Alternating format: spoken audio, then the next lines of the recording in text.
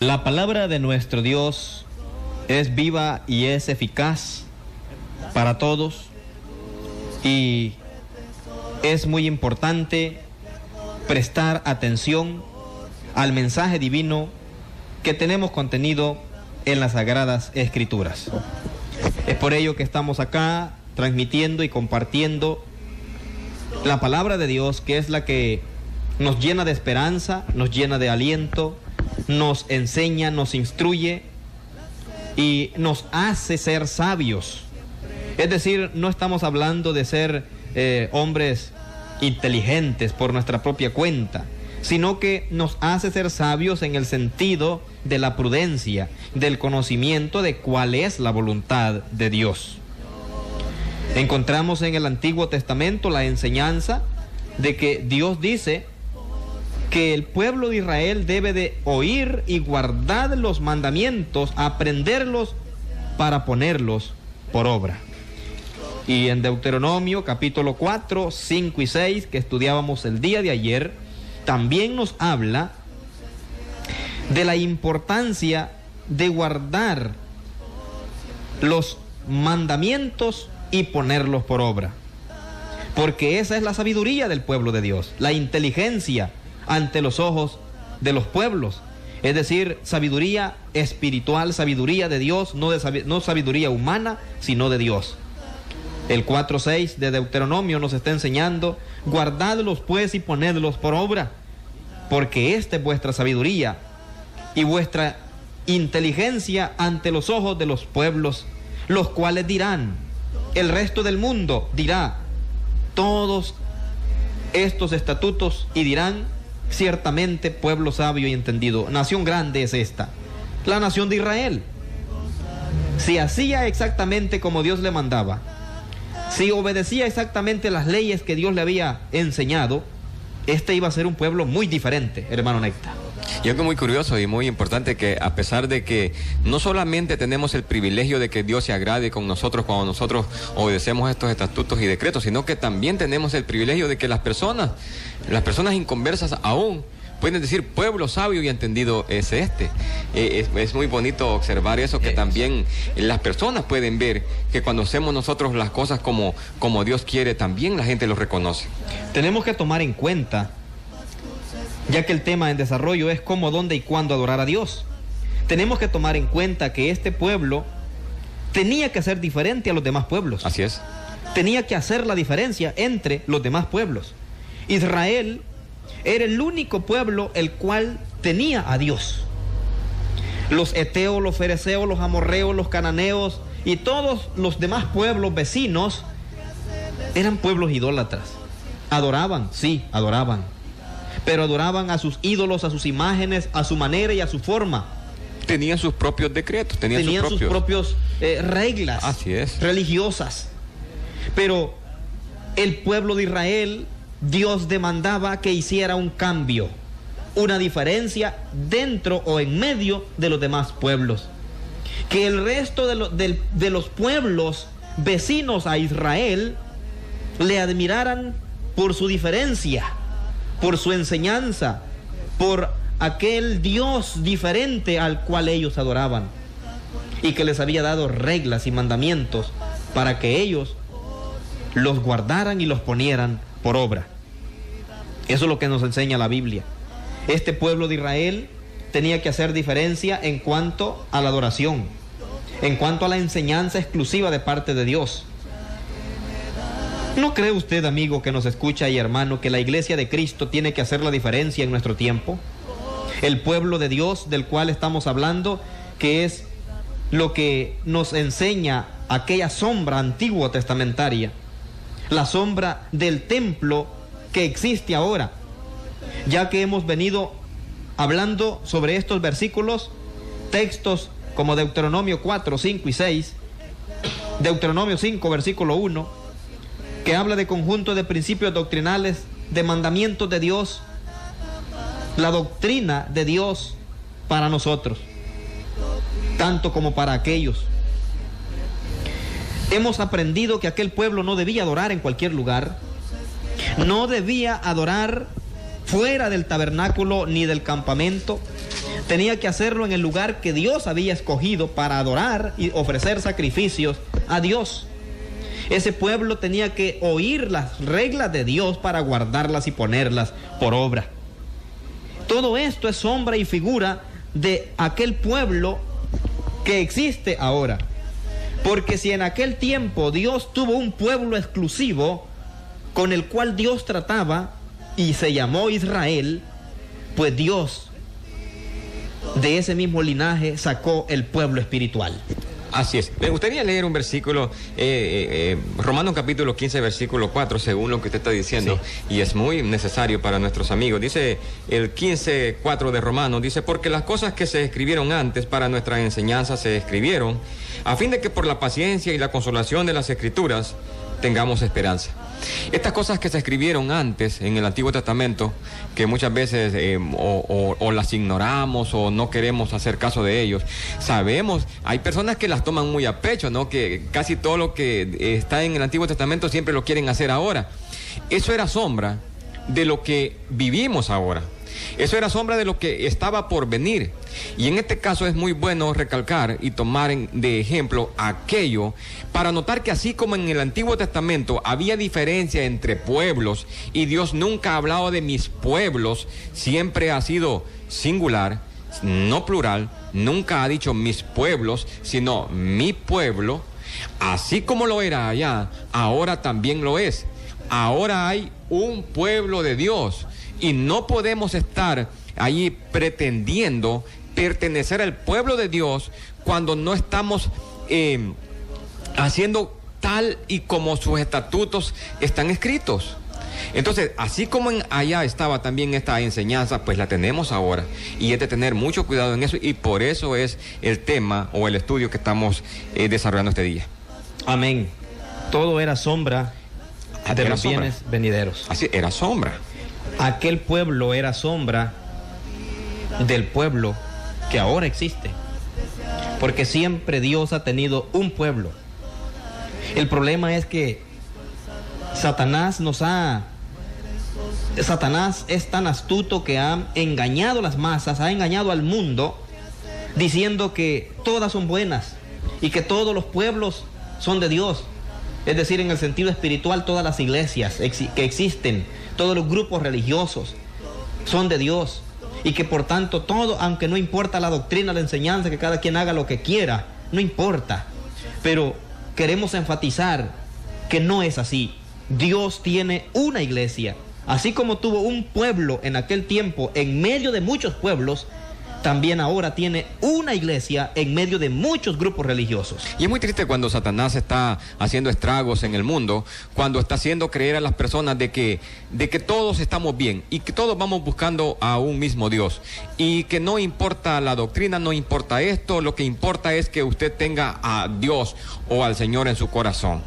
Pero cuando vamos a la enseñanza vemos de que el Señor siempre especificó de qué manera quería que lo adoráramos y dónde quería que lo adoráramos. Entonces, cuando nosotros acatamos el consejo de Satanás, no el de Dios, en hacer como él dice, creo que estamos muriendo. Y hay algo muy importante que debemos nosotros reconocer. Sabemos en la historia de que Satanás mató muchas personas en los tiempos de los discípulos, mataba a cristianos y bueno, la iglesia era perseguida, y según él estaba haciendo estragos, pero luego él recapacitó y vio que estaba matando cristianos y bueno, estas personas no iban a condenación porque morían con convicción. Y usted sabe de que una persona que muere con convicción y no niega al Señor está bien. Ahora, pero ¿cuál es la estrategia que tomó después? La que estamos observando. La que estamos observando ahora, de que no importa al lugar que usted vaya, no importa con tal usted adore de todo corazón, no es necesario que haya un lugar específico, que no hay diferencia. Creo que Satanás está matando más personas de lo que la gente se imagina, hermano Jaime. Sí, así es. A través del engaño espiritual, Satanás está ganando mucho terreno a través de la falsa doctrina. Porque la gente dice, no importa la doctrina. La doctrina no importa lo que cada quien crea. Lo importante, dicen unos, es hacer la voluntad de Dios. Pero hacer la voluntad de Dios es obedecer la doctrina de Dios. Porque doctrina estamos hablando que es una enseñanza. Así es. Y yo cómo puedo agradar a alguien si no, primero no sé qué es lo que a aquella persona le gusta. Entonces, si yo no conozco los mandamientos del Señor, yo puedo hacer cualquier cosa para querer agradar a Dios, pero no lo voy a agradar. Y vemos un ejemplo allá de Caín con Abel, y Caín quiso agradar a Dios, le dio una ofrenda que a él le nació. A él le nació, pero no fue lo que le pidió, porque cuando vemos allá en Hebreos capítulo 11, cuando dice que, ¿cómo se llama el hermano de Caín? Abel. Abel, sí. Este hombre dice que agradó a Dios porque creyó a Dios, por la fe agradó, Abel agradó a Dios, por la fe. Ahora, ¿y la fe viene por qué? Del oír. Del oír. Significa entonces que Abel escuchó a Dios. Es necesario entonces escuchar lo que Dios pide para que lo podamos agradar. De lo contrario, pues nosotros vamos a pretender estar agradando a Dios, pero vamos a estar de una manera como lo hizo Caín. Claro que sí. Tenemos que aprender entonces que hoy no estamos bajo la ley del Antiguo Testamento, pero sí, como el hermano citó el texto, era sombra de lo que ahora ha de ser. Si allá había un templo, un pueblo de Dios exclusivo, donde Él se le adoraba, donde el pueblo se reunía, donde Dios habitaba en medio de ellos, que era el tabernáculo. Sí, así es. También ahora hay un templo, un pueblo en el cual es el único en el cual Dios mora y en el cual el pueblo adora a Dios, en ese tabernáculo. Lo vamos a explicar en base a unos textos bíblicos, porque queremos enfatizar, ya ayer hablábamos de Juan 7, 14 al 17, que Cristo trajo una doctrina, y Él dice, el que quiera hacer la voluntad de Dios conocerá si la doctrina es mía o si yo hablo por mi propia cuenta. Cristo trajo una doctrina para que se obedezca. Esta doctrina está bajo el Nuevo Testamento, bajo el nuevo pacto, para el nuevo pueblo, para el nuevo templo, para el nuevo lugar de adoración. Pero tenemos que tener la forma también de cómo adorar a Dios. Y la Biblia nos enseña que Mateo 16, 18, Cristo vino a edificar una iglesia. La doctrina es parte de nuestra salvación. Juan 14, 15 dice, si me amáis, guardad mis mandamientos. Sí. Si uno ama a Dios, va a guardar sus mandamientos. Sí es. No puede decir que amamos a Dios si no guardamos lo que la palabra de Él nos enseña. El amor se manifiesta en la obediencia. Es lo que dice 15, versículo 7, hermano, de Juan. Si no obedecemos a Dios, su palabra, su doctrina, si no permanecemos en su enseñanza, en el Nuevo Testamento, bajo la ley de Cristo, no le amamos. Porque el amor se manifiesta con obras, con acción, en obediencia. 15:7 de Juan, como dice. Dice, si permanecéis en mí y mis palabras permanecen en vosotros, pedid todo lo que queréis y os será hecho. Aquí está hablando de permanecer en la doctrina, sencillamente. Sí, así es. Para ser discípulos hay que permanecer en su doctrina, que es su palabra, que es sus enseñanzas, como dice Juan 8:31. Claro, cuando él dice permaneced en mí, está hablando de estar en la doctrina ahí. Si vosotros permanecieres en mi palabra, seréis verdaderamente mis discípulos. Mis discípulos, Juan 8:31. Juan 8:32. Quiere decir que si no se permanece en la palabra, no puede uno ser un discípulo del Señor. ¿Qué pasaba con aquel que ofrecía un holocausto, un sacrificio fuera del campamento o en el campamento mismo, que no fuera en el tabernáculo? Pues simplemente dice que era expulsado del pueblo, quitado de ahí. Así es. Era sacado de la presencia de Dios. Esto es lo mismo ahora. Tenemos que permanecer en esta enseñanza de este nuevo pacto, del Nuevo Testamento, la doctrina específica. Como ya dije, Mateo 16, versículo 18, Cristo vino y dijo, edificaré mi iglesia. ¿De qué iglesia lee usted, amigo, cuando va al Nuevo Testamento? ¿Cree usted que allí lee de sectas o de denominaciones? No, allí hablamos solamente de una iglesia. La Biblia no le habla de multitud de grupos, le habla de la iglesia universal, la iglesia de Cristo, la que Él edificó según Mateo 16, versículo 18. A eso alude en Juan 2. Jesús, cuando en Juan capítulo 2, Jesús estaba hablando del templo en Jerusalén, que ese templo iba a ser destruido y que ya no iba a existir. Y Jesús estaba hablando de levantar otro templo en 3 días. ¿A qué cree usted que se refiere Jesús al hablar de un templo que se destruyó, que se construyó en 46 años? Luego va a construir uno en 3 días. Leamos lo que dice el 2, 19 al 22 de Juan. Dice, respondió Jesús y les dijo, destruid este templo y en 3 días lo levantaré. Versículo 20. Dijeron luego los judíos, en 46 años fue edificado este templo, y tú en 3 días lo levantarás. Mas él hablaba del templo de su cuerpo. Por tanto, cuando resucitó de entre los muertos, sus discípulos se acordaron que había dicho esto, y creyeron la escritura y la palabra que Jesús había dicho. Encontramos que cuando Él resucitó, simplemente cuando Jesús dice, en 3 días lo levantaré, Él se está refiriendo a levantar la iglesia. Así es. Porque la iglesia es su cuerpo, dice la Biblia en Colosenses 1:18, la cual es su cuerpo, y Él es su Salvador, dice Efesios 5:23. Entonces, ¿qué estamos viendo? Que cuando Jesús habla en Juan capítulo 2, Él está hablando de levantar su cuerpo literal de la tumba, pero que a la vez y figuradamente a la vez levanta el templo, así que es la iglesia, que viene a ser también su cuerpo, que es lo mismo, templo, el cuerpo y la iglesia. Es por eso, como estábamos viendo en Romanos 15:4, que todo eso era sombra, hermano Jaime. Estamos viendo que aún el templo era sombra de lo que era el cuerpo. Claro que sí. En este caso del Señor.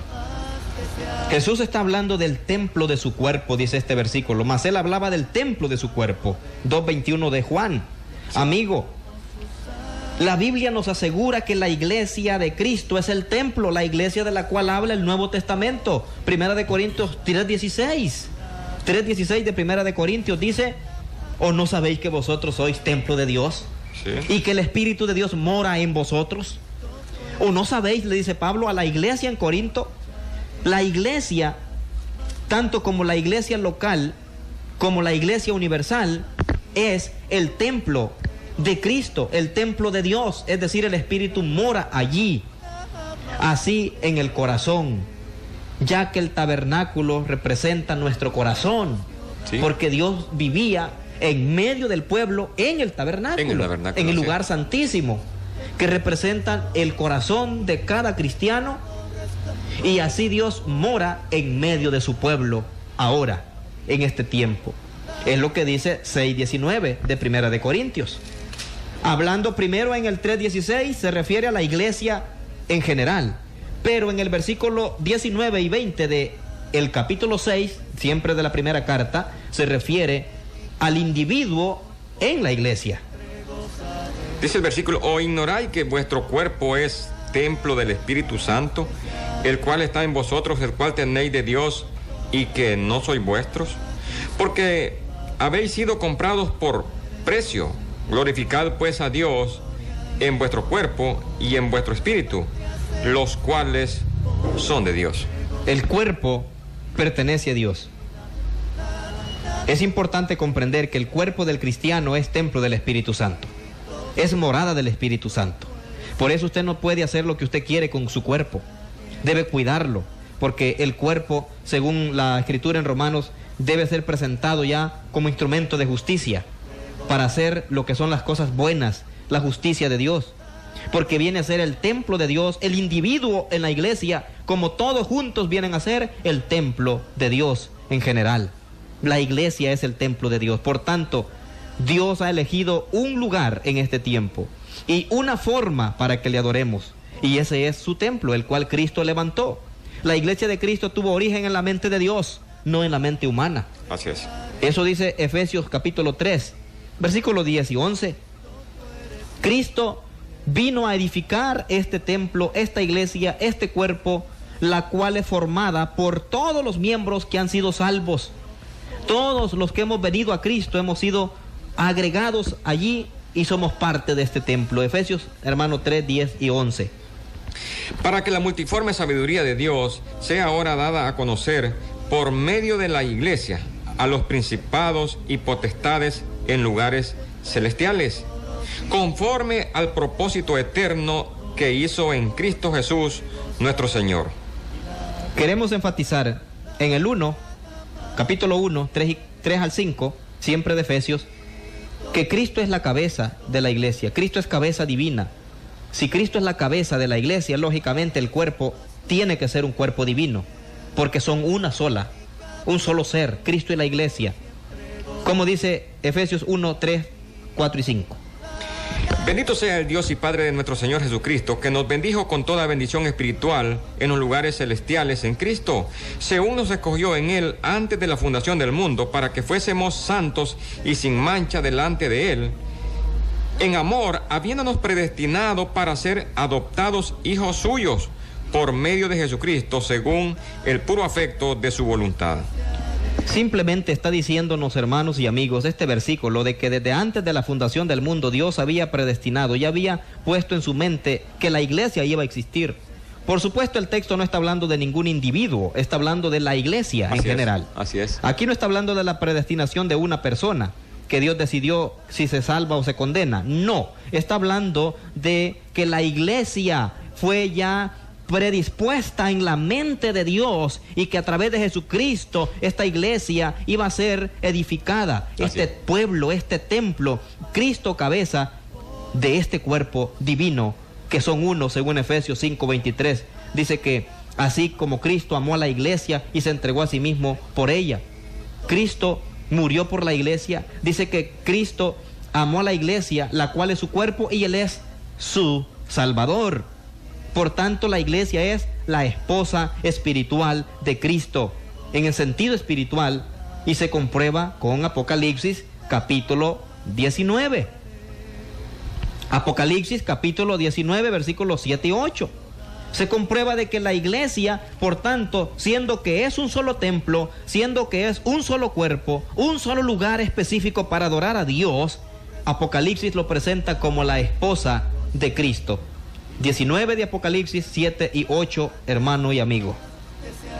Dice: gocémonos y alegrémonos y démosle gloria, porque han llegado las bodas del Cordero y su esposa se ha preparado. Y a ella se le ha concedido que se vista de lino fino, limpio y resplandeciente, porque el lino fino es las acciones justas de los santos. Y en 2 de Corintios 11:2 nos enseña la Biblia, o en primera, dice, primera o segunda, el 11:2 dice que Pablo dice que ha presentado a la iglesia como la esposa pura y virgen delante de Dios, ¿verdad? Sí. Como una esposa, en primera de Corintios lo dice, como una esposa, como una virgen quiere presentar a Cristo, la iglesia. Cuando Cristo venga, Él tomará su esposa espiritual, que es su iglesia, su templo, su pueblo, como en aquel tiempo Israel llegó a ser el pueblo escogido de Dios, el único pueblo dentro de muchos pueblos. Por tanto, amigo radio oyente, en el mismo Apocalipsis capítulo 21 versículo 2 nos enseña este mismo mensaje. Preguntamos a usted cuántos cuerpos o esposas tiene Cristo en el sentido espiritual de la palabra. Apocalipsis 21, versículo 2, hermanos, si lo tiene, y podemos leer el 21:9 para comprobar de lo que estamos diciendo, que la iglesia es representada en la Biblia como la esposa. Aquel templo es el lugar donde Dios recibe la adoración nuestra. Ese es representado como la esposa de Cristo. 21:2 de Apocalipsis, hermano. Y yo, Juan, vi la santa ciudad, la nueva Jerusalén, descender del cielo de Dios, dispuesta como una esposa ataviada para su marido. Como una esposa. Recuerde que no estamos hablando en términos literal. Claro que no. Como una esposa. La iglesia es como la esposa de Cristo. Y luego el 21:9, el versículo 9, allí mismo, no sé si lo tiene, hermano. Sí. Vino entonces a mí uno de los 7 ángeles que tenían las 7 copas llenas de las 7 plagas postreras, y habló conmigo diciendo: ven acá, yo te mostraré la desposada, la esposa del Cordero. La iglesia. Sí. No está hablando de otra cosa. Y el 22:17 que alude a lo mismo. Cristo, amigo radioyente, no es adúltero espiritual. Él no es cabeza de muchos cuerpos. Él no es un marido con muchas mujeres. Él es esposo de su iglesia, de su cuerpo, de su templo. Sí, eso es uno de los problemas que suceden ahora, ¿no? Que hacemos un monstruo de la iglesia, porque son muchos cuerpos con una sola cabeza. Dice el versículo 17 del capítulo 21 de Apocalipsis. 22. Del 22, sí, 22, 17 dice, y el espíritu y la esposa dicen, y el que oye diga, ven, y el que tiene sed, venga, y el que quiera tome del agua y de la vida gratuitamente. La esposa está de acuerdo en que Cristo venga. Sí. Esperamos a Cristo con ansias, con amor, con deseo de estar con Él en gloria eterna. La iglesia está esperando a Cristo, es nuestra esperanza. Así que, amigo radioyente, la iglesia juega un factor demasiado importante en la Biblia, en el Nuevo Testamento, como para confundirla en medio de tanto pueblo, Sí, en medio de tanto grupo religioso. La iglesia no es difícil de distinguirla. Tenemos los rasgos de la iglesia en la Biblia. Cómo es exactamente y cómo adora exactamente, cómo debe adorar y dónde debe adorar cada uno de los que deseamos acercarnos a Dios en nuestro tiempo. Sí, y no es difícil porque, como usted decía, cuando leemos la Biblia, ¿qué leemos? ¿Qué es lo que nosotros leemos cuando vemos el Nuevo Testamento? ¿De qué iglesia leemos? Entonces, cuando usted dice que no es difícil, claro que no es difícil. Claro que no. Y vemos esa curiosidad, que ¿por qué entonces tanta confusión en el mundo? Si usted dejara de apegarse a literatura humana, a escrituras de hombres, a estatutos internos y a manuales internos inventados por los hombres, si usted dejara y empezara a leer la Biblia, solamente la Biblia, el Nuevo Testamento, es bueno leer el Antiguo Testamento también, pero escudriñe el Nuevo Testamento y averigüe de qué iglesia lee usted allí. Las denominaciones son algo diferente porque son humanas en todo sentido, en origen, en doctrina, en organización, en práctica. Tienen cabezas humanas porque los hombres las han edificado, las han inventado a su manera y las manipulan a su antojo, y tienen leyes humanas. Así es. Por eso, la iglesia de Cristo es muy diferente a esto, amigo radioyente. Es diferente porque debe de ser un pueblo diferente, porque el Nuevo Testamento, al igual que el Antiguo Testamento distingue a un pueblo, el Nuevo Testamento también distingue a un pueblo. Siempre en singular. Siempre Dios ha tenido su pueblo. La iglesia de Cristo no es una secta, una denominación. Somos cristianos ni más ni menos. Todo lo hacemos autorizados por Cristo, según Colosenses 3:16. Nada hacemos por invención humana, sino por autorización divina bajo el Nuevo Testamento. Cristo y la iglesia tienen una relación divina. Por eso la iglesia no debe apartarse de las reglas de Cristo. Y Cristo es fiel a la iglesia si ella permanece fiel. Así, amigo y hermano, al menospreciar este cuerpo, esta iglesia o este templo del cual habla la Biblia, usted está despreciando simplemente a Cristo. Así que aquí tenemos más o menos una idea de cómo y dónde adorar a Dios hoy en nuestro tiempo también. Así es. Y tenemos la forma y el por qué adorar a Dios, pues porque cuando obedecemos el Evangelio, lo hacemos con la idea de hacerlo, de adorar a Dios. Así como el pueblo de Israel salió de Egipto para que le adorara fuera de Egipto. No podía adorar estando en el pecado. Esa era buena figura. No podía adorar el pueblo de Israel estando esclavizado en Egipto. Tenía que salir para que le adorara en el desierto. Estas fueron las palabras de Moisés al faraón. Cuando salió el pueblo de Egipto, adoró en el desierto y comenzó a adorar a Dios y comenzó a despojarse de todo. Cuando usted viene a Cristo, obedece el Evangelio, se arrepiente de sus pecados, confiesa su fe en Cristo y se bautiza para el perdón de pecados, usted abandona Egipto, usted abandona el mundo, usted abandona las tradiciones de los hombres y viene a servirle a Dios fuera de todas estas costumbres malavidas que el mundo le ofrece. Y ahora es en Cristo. Y ahora adoramos a Dios en Cristo, no en un lugar geográfico, sino en Cristo es adorarle en su palabra, en su doctrina y en su templo, que es su iglesia. Su verdad. Por eso le adoramos. Amigos, ¿por qué adorar? Porque para eso somos llamados y sacados y trasladados al reino de Cristo. ¿Quiere usted gozar y participar de esta bendición? Pues esa es nuestra invitación. venga a Cristo lo más pronto posible y visite la iglesia de Cristo y empiece a adorar a Dios bíblicamente.